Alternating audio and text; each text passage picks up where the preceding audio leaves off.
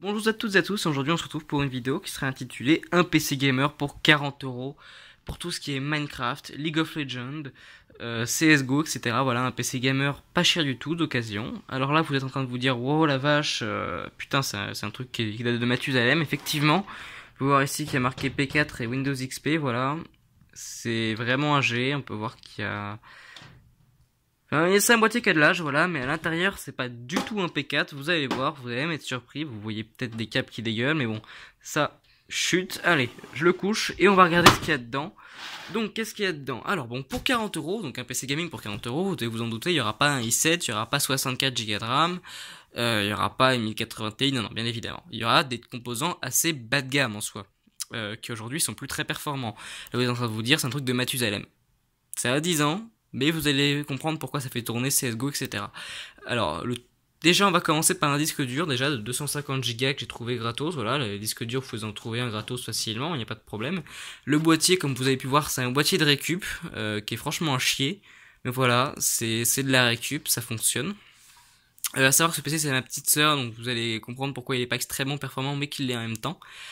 Donc au niveau du disque dur, voilà, c'est un disque dur SATA comme vous pouvez voir ici. Alors c'est pas un IDE, l'IDE c'est le lecteur DVD que j'ai mis dedans, parce qu'il me restait plus que celui-là. J'en mettrai un SATA dès que je pourrai, bien évidemment.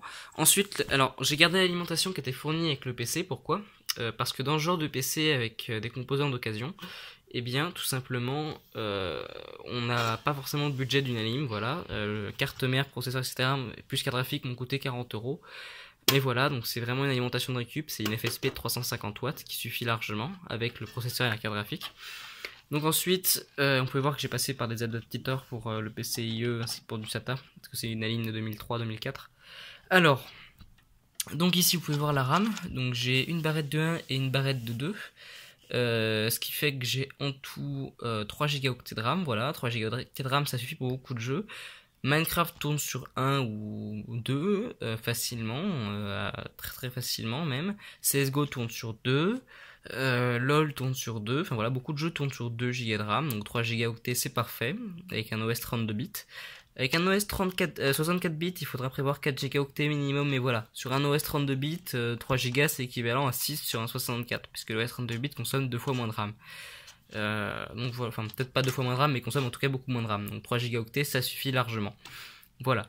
Ensuite, au niveau de la carte mère, donc c'est une carte mère NEC de récupération, voilà, qui est pas très folichon, mais c'est du 775. Alors vous pouvez vous dire, wow, bah, c'est pas un ventilo 775 ça. Non, c'est juste parce qu'en fait c'est des attaches spécifiques OEM NEC, donc c'est un peu de la merde, mais bon. Le ventilo, de toute façon, il sautera pour un ventilo plus performant. Le PC, ça va augmenter le coût du PC, mais je veux dire, en soi, là, tout de suite, c'est juste de la déco qu'on va faire. Donc oui, c'est une carte mère 775 NEC de 2007 qui supporte les processeurs Core Duo et bien évidemment les Pentium de l'époque. Voilà, donc tout ce qui est Pentium E et Core Duo E.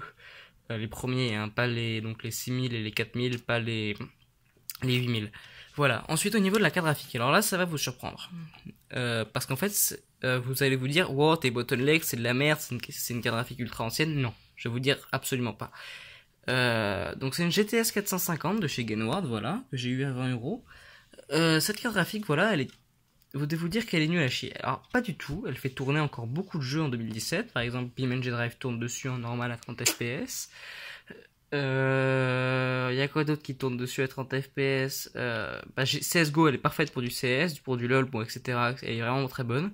Y a pas de souci avec ça. Donc voilà, pour pas mal de titres, elle est vraiment bonne. Minecraft, y a pas de souci avec des shaders. Enfin voilà, très très bonne carte graphique. Y a pas de souci. Franchement, je la recommande pour du jeu d'occasion. Pour 20 balles, franchement, ça fait largement le taf. Hein. C'est vraiment beaucoup mieux qu'une GT 710, une GT 610, une 720, une 730 pour 40 €. Voilà, franchement, une GTS 450 en 2017, c'est pas du tout useless, ça consomme 100 watts. Il faut avoir une ligne qui suit. Alors, une 350 watts suffit si le CPU consomme rien, mais sinon, je recommande minimum 400 pour une 450. Voilà. Donc, oui. Alors là, vous allez vous dire, elle est bottleneck par le CPU, parce que le CPU, c'est un Core Duo E4500 à 2,2 GHz, donc un 2 cœurs à 2,2 GHz. Alors, non. Elle n'est pas du tout CPU limited, en fait, parce que cette carte graphique, comme je vous l'ai dit, voilà, c'est 192 cœurs CUDA. Et elle commence à tourner bien à partir du Pentium D à 3 GHz, des Pentium D à 3 GHz et des Athlon X2 à 2,3 ou 2,4. Donc voilà, quand on sait qu'un corps audio c'est largement plus performant qu'un Athlon X2 à 2,4 GHz, enfin celui à 2 GHz et qu'un corps audio, enfin, qu'un Pentium D, un corps audio à 1,8 GHz explose littéralement un Pentium D à 3 GHz. Donc évidemment vous vous doutez qu'un 2,2 explose en 3 GHz. Donc il est pas la GTX c'est pas bottleneck par le CPU, elle est que très légèrement, voilà, peut-être à 5 ou 6 FPS près. C'est pas énorme, franchement c'est pas énorme. Puis honnêtement, je vais passer sur un corps audio plus performant. Je vais passer d'un à 2,2 à un 2,4 gratuitement. Donc franchement, c'est pas grave du tout. Ensuite, le ventirad va sauter pour un TX3 Evo parce que bon, ça ventile et ça fait un bruit de malade, sachant que le reste de la config est silencieux, c'est un peu dommage. Au niveau de la RAM, je vais le passer à 4 Go avec un OS 64 bits. Voilà, histoire d'être tranquille. Donc en fait, vous pouvez voir que pour à peu près 40 euros, on peut avoir un PC assez bon pour tout ce qui est LOL, Dota, Minecraft, Sims, etc. Il fait tourner Car Mechanic Simulator, il fait tourner BeamNG Drive, ma soeur est très contente avec, elle trouve qu'il a de très bonnes performances. Donc franchement c'est bon. BeamNG Drive tourne à 30 fps, voilà, sur une configuration comme ça, vous devez vous dire c'est nawak, mais non c'est pas de nawak, ça fonctionne vraiment. Si vous voulez dans les commentaires, je ferai une vidéo dessus, vous verrez, c'est vrai. Alors pas en 1080p bien évidemment, vous vous en doutez, mais en 720p. Voilà. Mais franchement, vous voyez, avec des pièces de récupération, et un peu d'argent, ça fonctionne parfaitement. Alors certes, la config est bruyante à cause du tout petit ventilo qui ventile tout le temps à fond. Certes, elle est pas belle. Franchement, c'est pas beau du tout. Le médium est pas beau. Mais bon, ça peut impressionner vos potes, hein. Vous leur dites, ouais, moi je vais vous montrer mon PC. Ils rentrent chez vous, ils vous disent, ouais, c'est une vraie merde. Bah, fait tourner BeamNG Drive. Vous voyez, alors que si ça se trouve, le leur fait pas tourner. Enfin bon, ça c'est drôle. Donc oui, par contre, oui, donc je vais changer le ventilo, je vais mettre de la RAM en plus. Mais franchement, cette configuration, pour 40 euros, elle fait tourner beaucoup de jeux. Et ça peut faire un PC gaming pour 40 balles.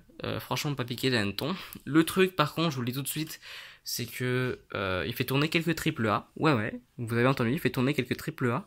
Le corps d'audio qui est dedans, si je mets un corps d'audio à 2,4 GHz, plus 4 Go de RAM, il fait tourner GTA V en 720p à peu près à 30 fps. Donc vous voyez quand même que franchement il a quand même de la patate le coco. Donc voilà. Et qu'est-ce qu'un PC gaming? Là vous allez me dire dans les commentaires, c'est pas un PC gaming. Si, parce qu'un PC gaming est un PC qui permet de jouer. Il permet de jouer. Et un PC gaming est un PC avec une carte graphique gaming. La carte graphique permet de jouer. Donc c'est un PC gaming. Voilà, j'espère que cette petite vidéo vous aura plu. Comment faire pour avoir un PC, ou alors avoir un PC, ou je sais pas quoi, ou en tout cas un PC à 40 euros. Sachez que ce PC là, vous allez peut-être le reconnaître si vous me suivez depuis longtemps, c'est le Medion, voilà. Qui avait à l'époque un Pentium 4, 512 Mb de RAM, vous voyez quand même qu'il y a eu une belle upgrade entre temps. Donc voilà, j'espère que cette vidéo vous aura plu, et à bientôt.